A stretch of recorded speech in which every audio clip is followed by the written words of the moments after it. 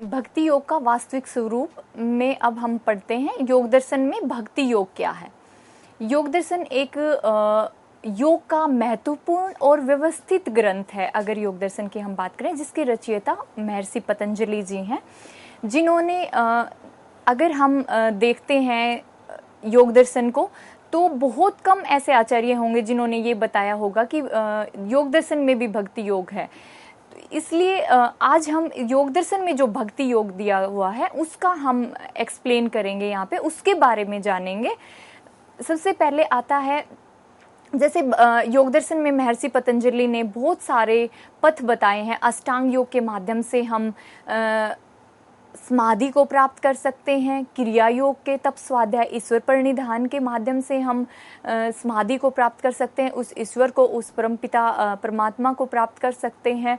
उसके साथ साथ उन्होंने बताया ईश्वर परिनिधान, सिर्फ ईश्वर से भी, ईश्वर की भक्ति से भी, ईश्वर के प्रति समर्पण भाव से भी, ईश्वर को अपना सब कुछ समर्पित करके भी हम ईश्वर को पा सकते हैं। तो इसका सीधे सीधे अर्थ यही हुआ कि जो ईश्वर के प्रति समर्पण भाव है वही तो भक्ति योग है। इस प्रकार से हम योग दर्शन में जो भक्ति योग है उसका वर्णन करते हैं। सबसे पहले इसमें आता है ईश्वर परिनिधान। ईश्वर के प्रति समर्पण भाव या ईश्वर परिनिधान। ईश्वर परिनिधान क्या है? ईश्वर के प्रति अपना सब कुछ समर्पित कर देना, अपना मन से, कर्म से, वचन से अपना सब कुछ उस पे समर्पित करना ही ईश्वर परिनिधान कहलाता है, जिसके माध्यम से भी हम समाधि को प्राप्त कर सकते हैं। इसमें सिर्फ ये नहीं है कि हम जो कर्म कर रहे हैं उसके पीछे फल की चिंता कर रहे हैं, नहीं, जो हम कर्म कर रहे हैं, सिर्फ जो कर्म भी कर रहे हैं वो भी हम ईश्वर के बारे में सोच के कर रहे हैं। उसका जो फल है वो भी ईश्वर को समर्पित करते हुए कर रहे हैं। अगर जो भी हम मन से अगर कुछ भी सोच रहे हैं तो वो ईश्वर के बारे में ही सोच रहे हैं। कोई भी हम कार्य कर रहे हैं, कोई भी अगर हम धन भी कमा रहे हैं, किसी भी तरीके से वो धन अगर हम कमा रहे हैं, चाहे हम जॉब कर रहे हैं, चाहे हम बिजनेस कर रहे हैं, लेकिन वो भी ईश्वर के समर्पण के प्रति कमा रहे हैं कि ये धन भी ईश्वर को ही समर्पित है, ईश्वर का दिया हुआ है, इस तेरा तुझको अर्पण, कि ये आपका ही है और आपको ही अर्पित। यही ईश्वर परिनिधान कहलाता है कि अपने समस्त तरीके से, हर तरह से अपने आप को ईश्वर के प्रति समर्पित कर देना। वो शारीरिक रूप से, मानसिक रूप से, वो आर्थिक रूप से है, वो सब तरह से ईश्वर के प्रति समर्पित होना ही ईश्वर परिनिधान कहलाता है। तो ये भक्ति योग का एक बहुत अहम हिस्सा है कि ईश्वर के प्रति जब हम समर्पित हो जाते हैं तो वही तो भक्ति योग है। उसी के माध्यम से तो हम मोक्ष को प्राप्त कर सकते हैं, योग को प्राप्त कर सकते हैं। उसके बाद आता है ईश्वर का स्वरूप क्या है। महर्षि पतंजलि जी ईश्वर के स्वरूप का वर्णन करते हुए कहते हैं कि ईश्वर क्लेश से, कर्म से, कर्मफल से व संस्कार से रहित है। क्लेश क्या होते हैं? पंच क्लेश होते हैं, अविद्या, अस्मिता, राग, द्वेष, अभिनिवेश। इसी तरह से अगर हम कर्म की बात करें योग दर्शन में, तो 4 प्रकार के कर्म बताए हैं महर्षि पतंजलि ने। उसमें शुक्ल कर्म, कृष्ण कर्म, शुक्ल कृष्ण कर्म, इनको मिश्रित कर्म भी बोलते हैं। फिर उसके बाद जो अंतिम आता है वो है अशुक्ल और अकृष्ण कर्म। तो ये 4 प्रकार के कर्म बताए गए हैं। उसके बाद कर्म फल की बात कही गई कि जो भी इंसान कोई भी काम करता है तो उसके बारे में सबसे पहले वो सोचता है कि इससे मुझे फल क्या मिलेगा। अगर आप कहीं भी जा रहे हैं, स्कूल जा रहे हैं या कोई भी परीक्षा दे रहे हैं, तो आप परीक्षा में दे रहे हैं तब यही सोच रहे होंगे कि मुझे इतने % मार्क्स आए, या फिर मैं +2 कर लूँ, या मैं 12वीं कक्षा में उत्तीर्ण हो जाऊंगा, या मैं ग्रेजुएशन में उत्तीर्ण हो जाऊंगा तो मुझे ये जॉब मिल जाएगी, ये कार्य मुझे मिल जाएगा, या फिर मुझे अपने जीवन में ये सिद्धि प्राप्त हो जाएगी। तो उस प्रकार से वो कर्म को इंसान करता है, उसको कर्म फल बोलते हैं। वह संस्कार क्या होते हैं? जो भी हम कर्म कर रहे होते हैं, कोई भी, या तो इंसान कर्म करता है या नहीं करता है, नहीं भी कर रहा होता है तो भी वो कुछ ऐसी क्रियाएं कर रहा होता है जिसमें उसके संस्कार उससे जुड़ते रहते हैं।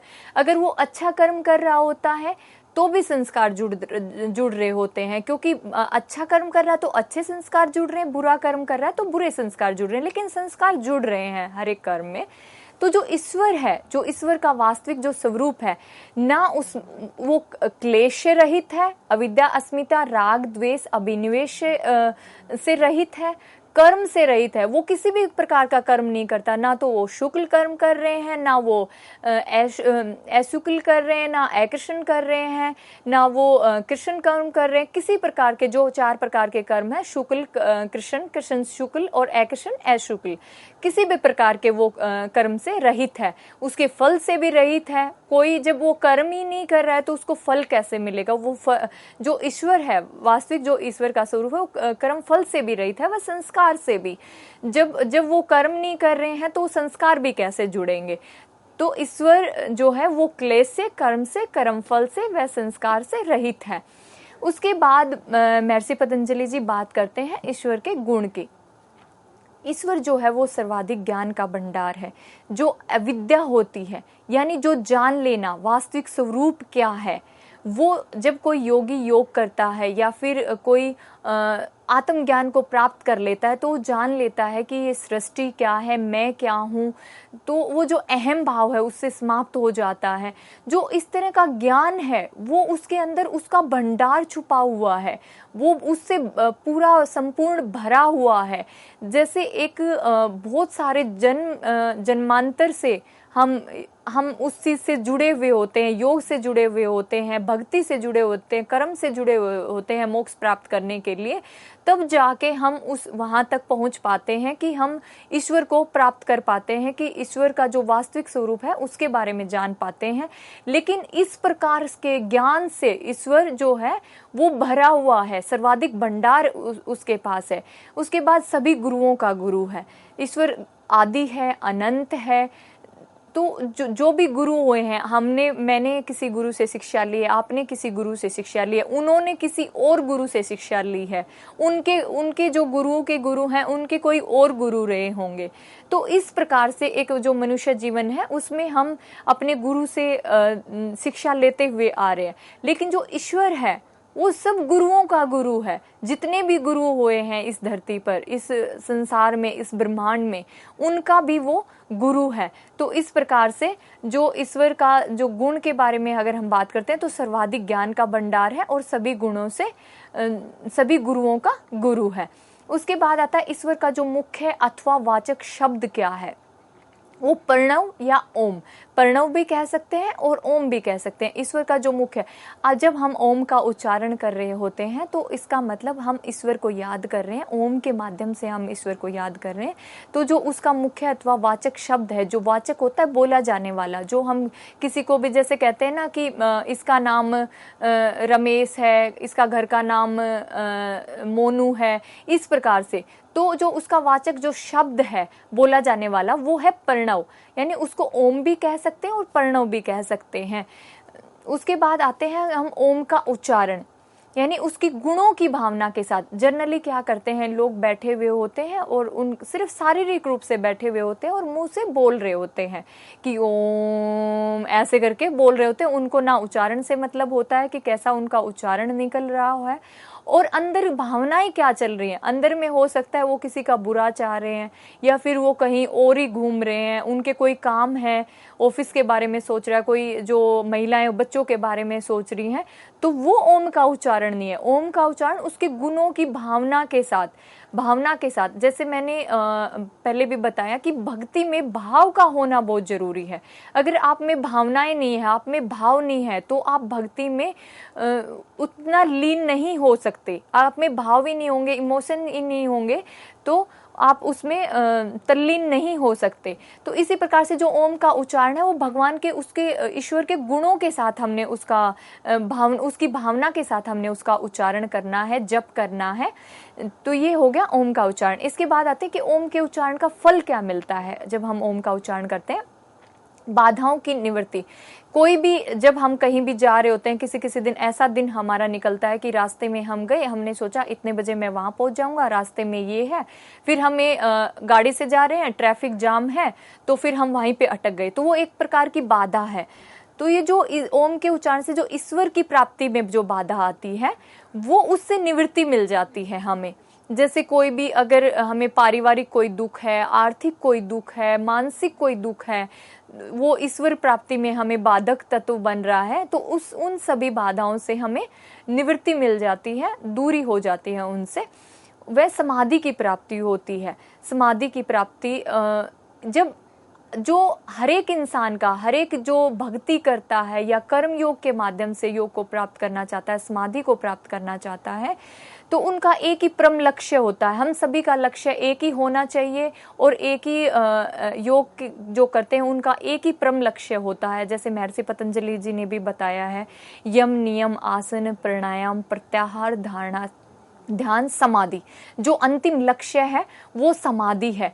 तो समाधि की प्राप्ति होती है ओम के उच्चारण से। उस ईश्वर का जो वाचक शब्द है, उस शब्द के उच्चारण से, उसके गुणों की भावना के साथ जब हम उच्चारण करते हैं तो हमें समाधि की प्राप्ति होती है। उसके बाद जानेंगे हम भक्ति के कुछ अन्य प्रकार। साधन भक्ति, साध्य भक्ति, प्रेमा भक्ति। साधन भक्ति में क्या होता है, जैसे हम सुबह सुबह देखते हैं माताओं को, बहनों को, वो हाथ में कुछ लेके जाते हैं, उसमें कुछ पुष्प होते हैं, गंगा जल होता है, कुछ अलग अलग तरह की चीजें होती हैं, तिलक सिंदूर होता है जिससे वो ईश्वर को तिलक लगाती हैं। तो जो जब साधन, जिन साधनों के माध्यम से या फिर मूर्ति का आप पूजा करते हैं, तो जिस भी भक्ति में साधन होता है उसको हम साधन भक्ति कहते हैं। ये सबसे जो फर्स्ट स्टेज की, जो लो एक स्टेज होती है, वो भक्ति माना गया है साधन भक्ति को। इसमें हर एक भक्त के पास उसका कोई ना कोई साधन होता है, कोई इक्विपमेंट होता है। जैसे कोई भी कीर्तन कर रहा है, वो ऐसे खड़तालें ऐसे कुछ बजाते हैं हाथ से, या फिर कोई भजन कर रहा है, या वो गिटार के माध्यम से आप करते करते भक्ति कर रहे हैं, या फिर घंटी बजा के आप ईश्वर की भक्ति कर रहे हैं, या दिया जला के आप ईश्वर की भक्ति कर रहे हैं, तो वो साधन भक्ति में आता है, क्योंकि उसमें आपके पास कुछ ना कुछ साधन होता है उस ईश्वर की भक्ति करने के लिए। उसके बाद आता है साध्य भक्ति।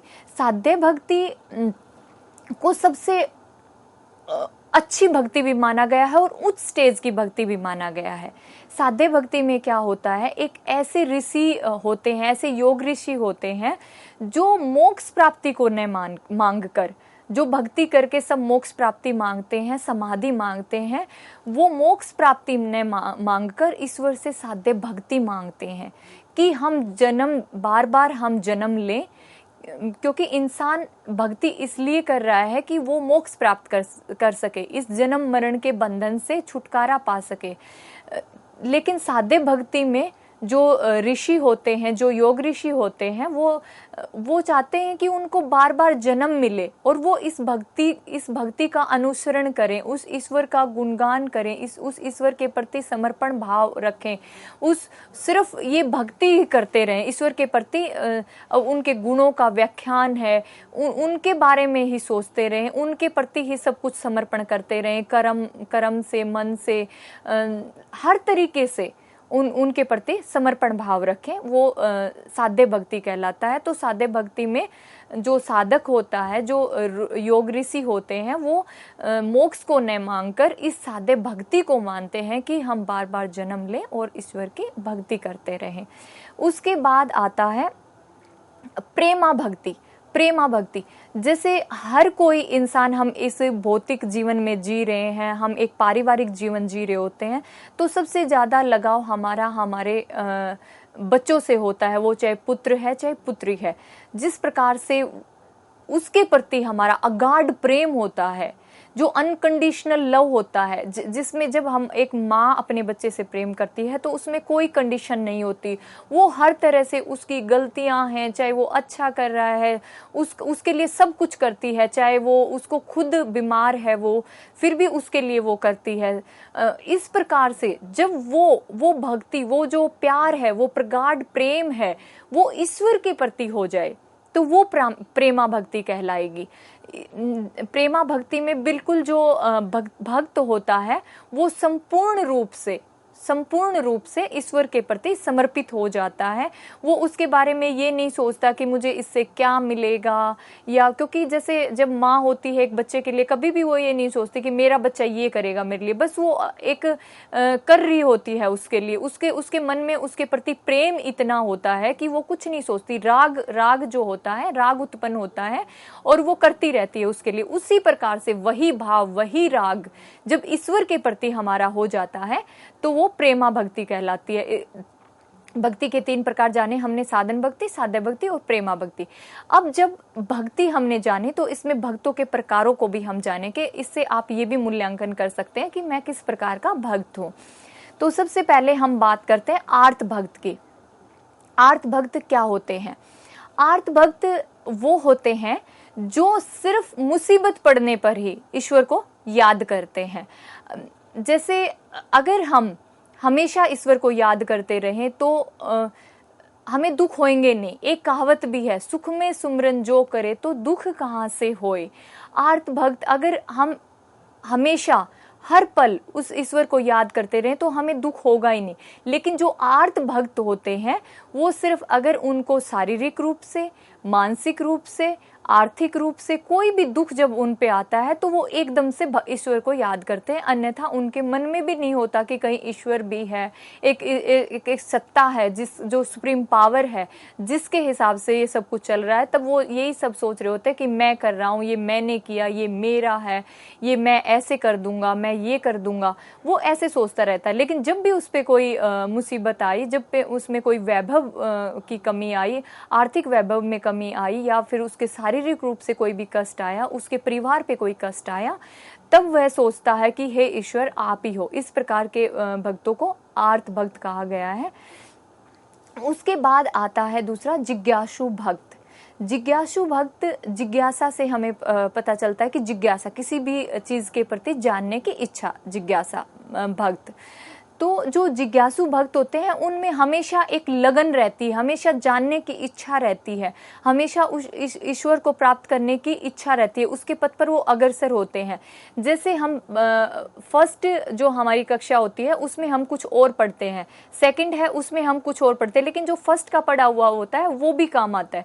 तो उनको एक जिज्ञासा रहती है कि यहाँ पे मैंने ये पता चला मुझे कि ईश्वर की प्राप्ति इस प्रकार से होती है, तो वो उसको जानने के लिए वो प्रयास करता है। जैसे जैसे वो आगे की कक्षा में बढ़ता, आगे के स्तर पे बढ़ता जाता है, तो उसको पता चलता है कि इसके बाद मुझे ये करना है, इसके बाद मुझे ये करना है। और इंसान का जिज्ञासु होना बहुत ही जरूरी है, क्योंकि जिज्ञासा किसी चीज के प्रति होगी तभी वो इंसान उस चीज को पा सकता है। अगर किसी में जिज्ञासा ही नहीं है किसी चीज को जानने के लिए तो वो पा ही नहीं सकता, चाहे वो दिन रात उस चीज के लिए बैठा रहे। लेकिन जब तक अंदर से लगन नहीं होगी, जिज्ञासा नहीं होगी, किसी चीज को जानने की इच्छा नहीं होगी, तो वो नहीं जान सकता। उसके बाद आता है अर्थार्थी भक्त। अर्थार्थी भक्त, ये भगवान श्री कृष्ण ने गीता में अर्जुन को बताया है कि अर्थार्थी भक्त क्या होते हैं? अर्थ से हम समझते कि कोई भी जब भक्त जो होता है वो अर्थ के लिए भक्त बनता है, अर्थ के लिए भक्ति करता है ईश्वर के। अर्थ क्या होता है?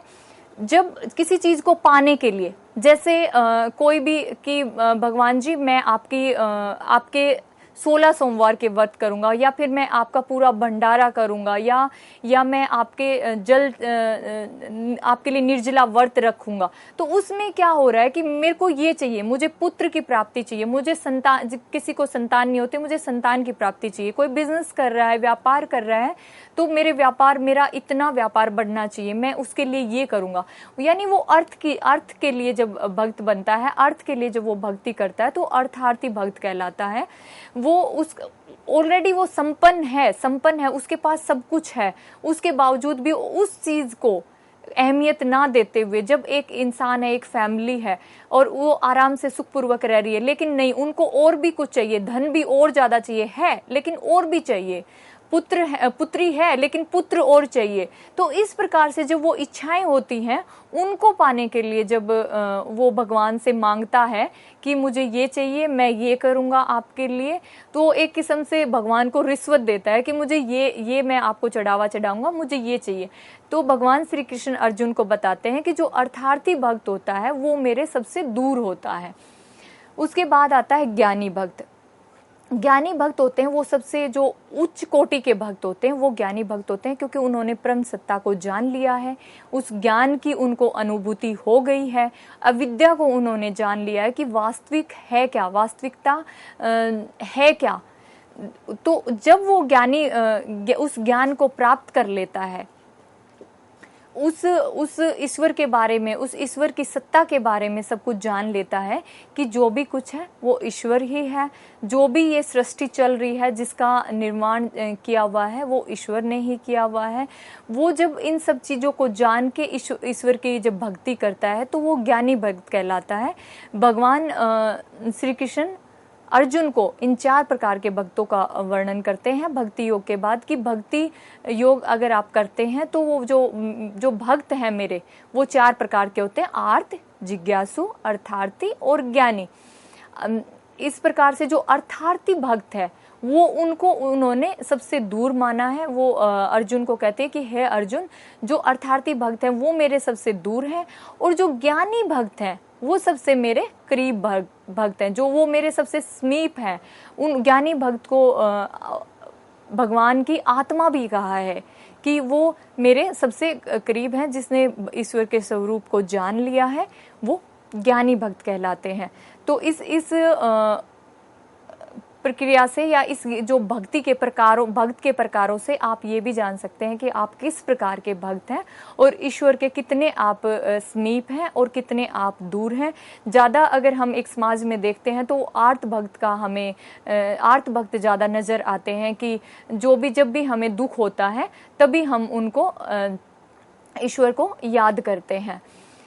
जैसे जिज्ञासु, अगर आपके अंदर जिज्ञासा है कि करत अभ्यास के जड़मती होत सुजान, आपके अंदर जिज्ञासा है और आप लगन के साथ वो चीज़ कर रहे हैं तो आप जरूर आप लक्ष्य पे पहुंचते हैं। अर्थार्थी जो अर्थ के लिए करते हैं, जो सबसे दूर हैं, ज्ञानी भक्त जो सबसे ईश्वर के समीप हैं। तो ये 4 प्रकार के भक्तों का वर्णन भगवान श्री कृष्ण गीता में करते हैं, अर्जुन को बताते हैं। उसके बाद आते हैं कि जो भक्ति योग है उसके लाभ क्या है, भक्ति से हमें क्या प्राप्त होता है। क्योंकि शुरू में हर एक इंसान जो चाहे भक्ति कर रहा है, चाहे कर्म कर रहा है, चाहे ज्ञान के माध्यम से मोक्ष प्राप्त करना चाह रहा है, तो एक दिन में किसी को मोक्ष की प्राप्ति नहीं होएगी, एक जन्म में किसी को मोक्ष की प्राप्ति नहीं हो जाती कि आप अभी लगे और आपको मोक्ष की प्राप्ति हो गई। नहीं, उसके लिए आपको एक बहुत लंबी यात्रा तय करनी होती है।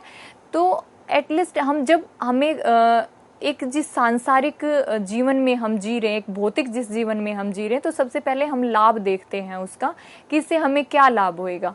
तो भक्ति योग के जो लाभ हैं उनके बारे में, जैसे हम योग आसन स्टार्ट करते हैं कहीं भी योग कक्षा में, तो ये नहीं है कि हमने पहले ही दिन कोई एक पर्पज़ होता है हमारा कि हमने योग के माध्यम से हमारा अपना थायराइड ठीक करना है, हमारी डायबिटीज़ ठीक करनी है, हमारा जो बैक पेन है वो ठीक करना है।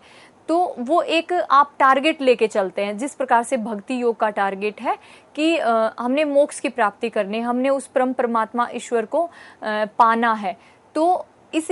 लेकिन एक दिन में आपके योग करने से, आसन का अभ्यास करने से आपको डायबिटीज़ ठीक नहीं हो जाएगी। एक दिन का अभ्यास करने से आपका शरीर लचीला नहीं बन जाएगा। एक दिन के अभ्यास से आपका जो थायराइड है वो ठीक नहीं हो जाएगा। इस प्रकार से आपको बहुत सारा अभ्यास करना पड़ेगा। तो इसलिए जो भक्ति योग है उसके लाभ क्या मिलेंगे, तो एक दिन में आपको मोक्ष प्राप्ति नहीं होगी, लेकिन आप में बहुत सारे जो लाभ हैं वो देखने को मिलेंगे। जिस प्रकार आप आसन प्रारंभ करते हैं, आप 2-4 दिन बाद देखेंगे आपको थोड़ा सा हल्कापन महसूस होगा, ब्रीदिंग अच्छे से आएगी, थोड़े दिन बाद देखेंगे आपके शरीर में लचीलापन बढ़ जाएगा। तो उसी प्रकार से भक्ति योग में सबसे पहला निष्काम भाव की प्राप्ति। निष्काम भाव, जो भी हम कर्म करते हैं उसके प्रति हमारा जो फल का जो भाव है, कि कोई भी कार्य करने से हम पहले सोचते हैं, किसी को भी हम बात करने से पहले सोचते हैं कि इससे मुझे क्या फ़ायदा मिलेगा, या किसी का भी कोई काम करने से, किसी ने हमें काम के लिए बोला तो हम सोचते हैं कि इससे मुझे क्या फ़ायदा होगा। तो वो भाव आपके मन से ख़त्म हो जाएगा, निष्काम भाव आपके अंदर आ जाएगा कि बस मेरा काम कर्म करना है। भगवान श्री कृष्ण गीता में भी कहते हैं कि हे अर्जुन, कर्म कर, निष्काम कर्म कर, कि उसमें सिर्फ आपका कर्म करना आपका अधिकार है, फल की चिंता करना नहीं। तो सिर्फ आप निष्काम कर्म करिए। उसके बाद निष्काम भाव की आपको प्राप्ति हो जाती है, आप उसके फल की चिंता नहीं करते, आप अपना संपूर्ण जो कर्म के प्रति आपका जो ध्येय है वो पूर्ण रूप से आप निष्काम कर्म में अपना लगा देते हैं और अच्छे से उसको काम को करते हैं फल की चिंता किए बिना। उसके बाद आता है अहंकार का त्याग। इसमें जो मैं की भावना है कि किसी भी चीज़ से अहंकार हो सकता है कि जो मेरे पड़ोसी हैं उनके पास ये गाड़ी है, मेरे पड़ोसी उनके पास इतना बड़ा घर है, या फिर मेरे पास तो उससे भी बड़ी गाड़ी है, मैं क्यों उसके बारे में सोचूं, मेरे पास तो उससे भी बड़ा घर है। तो जो एक अहंकार का भाव होता है उसकी समाप्ति हो जाती है और सामान्य आप बिहेव करते हैं लोगों के साथ। फिर उसके बाद भौतिकतावाद से मुक्ति।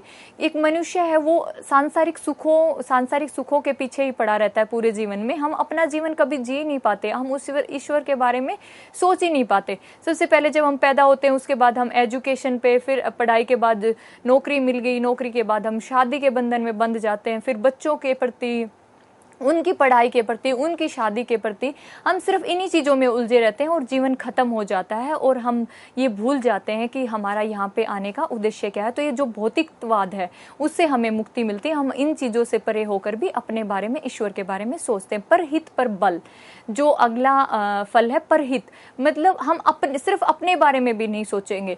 जो कोई कर्म करेंगे उसमें हम समाज के कल्याण के बारे में पहले सोचेंगे, परहित को प्राथमिकता देंगे, उसके बारे में भी सोचेंगे कि हम क्या कर रहे हैं और उससे समाज का क्या भला होगा उसमें जो भी हम कर रहे हैं।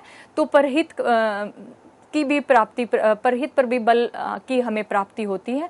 उसके बाद आता है ईश्वरीय ज्ञान। ईश्वरीय ज्ञान की आपको प्राप्ति होती है।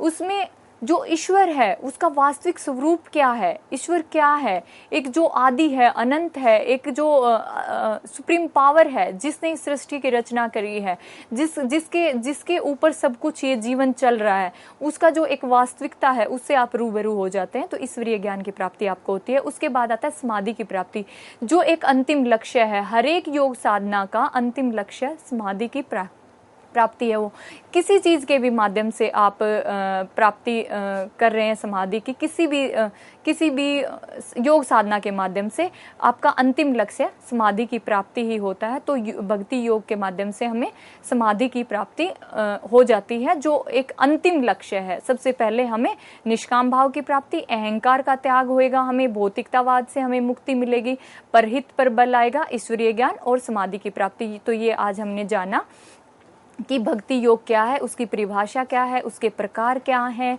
भगवान श्री कृष्ण ने भक्त के जो 4 प्रकार बताए गए हैं वो क्या हैं, और भक्ति योग के लाभ के बारे में जाना।